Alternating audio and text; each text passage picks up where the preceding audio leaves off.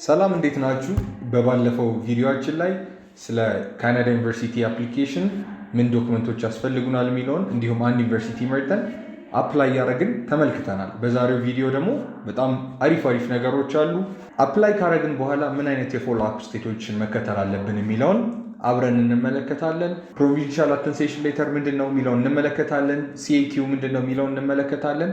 ከዛ በኋላ ደግሞ ለቪዛ አፕሊኬሽን ደግሞ የሚያስፈልጉን ዶክመንቶች ምን አይነት ናቸው የሚለውን በአራት ከፍለን እንመለከታለን። ቪዲዮን ከመጀመሪያው እስከ መጨረሻው ማየታችሁ እንዳትረሱ። ኢንጆይ አድርጉት፣ ለጓደኞቻችሁም ሼር አድርጉ። ቻናሉን ደግሞ ሰብስክራይብ ማድረግ እንዳትረሱ። ኢንጆይ። ዩኒቨርሲቲ አፕሊኬሽናችንን አብረን ሰሚት አድርገናል እንደተመለከታችሁት።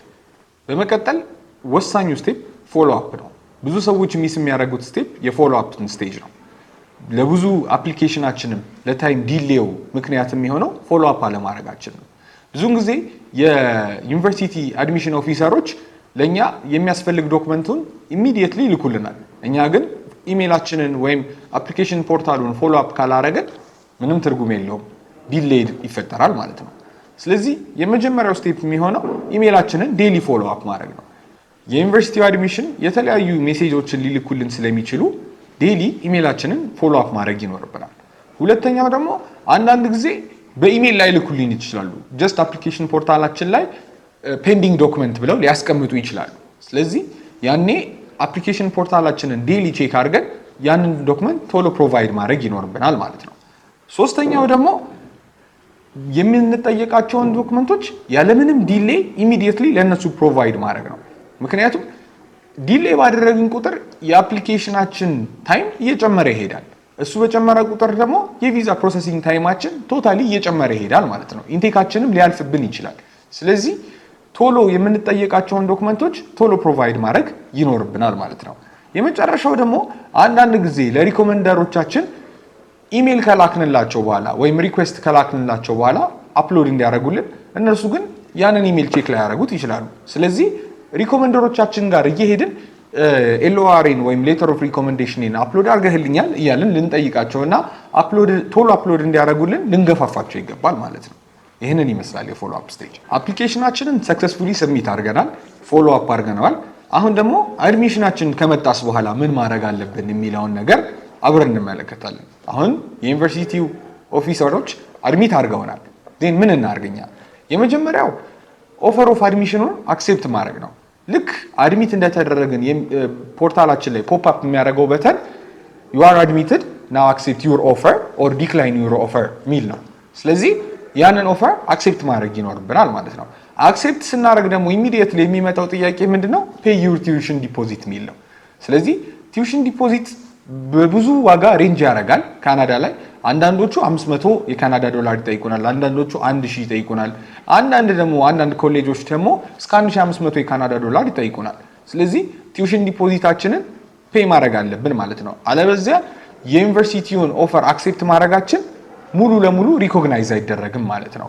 ቲዩሽን ዲፖዚታችንን ከከፈልን በኋላ ቀጥሎ የሚመጣው ስቴፕ ፕሮቪንሻል አተንሴሽን ሌተር ኢሹ ማስደረግ ነው።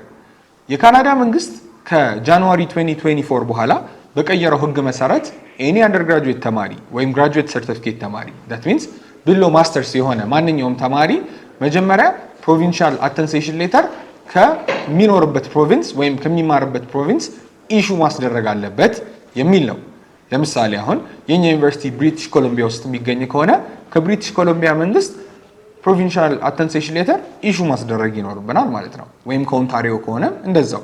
ይህንን ነገር ቲዩሽን ዲፖዚታችንን በከፈልን ጊዜ ብዙውን ጊዜ ጥቂት ፎርሞችን ሞልተን የዩኒቨርሲቲው አድሚሽን ኦፊስ ይጨርሰንና ለኛ ፕሮቪንሻል አተንሴሽን ሌተራችንን ይልክልናል።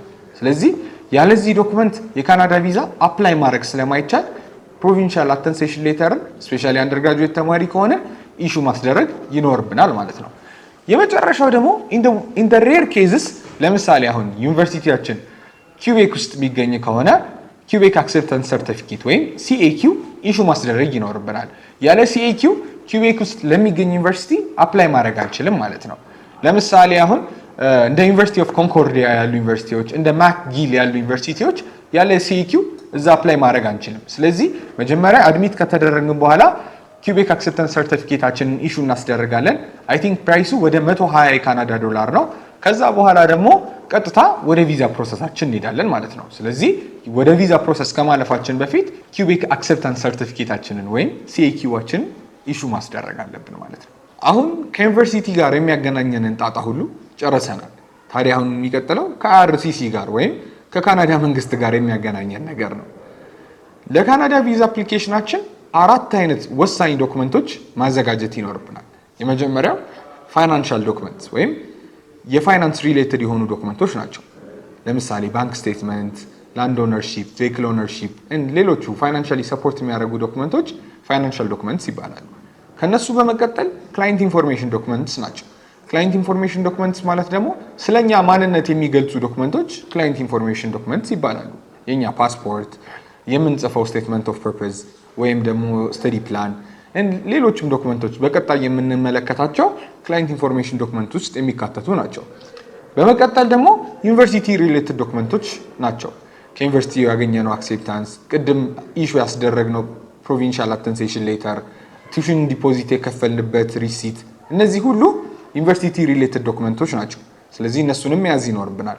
በመጨረሻው ቪዛ ሪሌትድ ዶክመንቶች ናቸው። ቪዛ ሪሌትድ ዶክመንቶች የሚባሉት ደግሞ በቀጣይ የምንሞላቸው 3ቱ ፎርሞች ቪዛ ሪሌትድ ዶክመንቶች ናቸው። እነሱን ማዘጋጀት ይኖርብናል ማለት ነው። እያንዳንዱን አንድ ባንድ እንመለከታለን። ያ ጋይስ የዛሬን ቪዲዮ ኢንጆይ እንዳደረጋችሁ ተስፋ እናደርጋለን።